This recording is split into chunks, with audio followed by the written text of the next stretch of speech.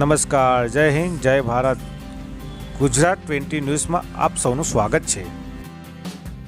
દાહોદ આજ રોજ Jalaram party plot પાસે આવેલ ઇસ્કોન મંદિરથી ભગવાન કૃષ્ણની જન્માષ્ટમી શોભાયાત્રા કાઢવા આવી હતી.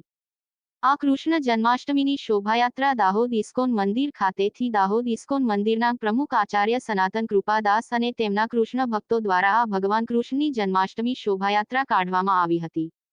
આ શોભાયાત્રા દાહોદ ધારાસભ્ય કનૈયાલાલ કિશોરી, શ્રદ્ધાબેન ભડંગ, હિન્દુ સમાજના આગેવાનો અને નાના બાળકો, મહિલાઓ, દાહોદ શહેરના ધર્મપ્રેમી જનતા અને આજ રોજ સવારથી વરસાદ સતત ચાલુ હોય તો પણ ભગવાન કૃષ્ણની જન્માષ્ટમીની શોભાયાત્રામાં ખૂબ મોટી સંખ્યામાં ભક્તો જોડાયા હતા.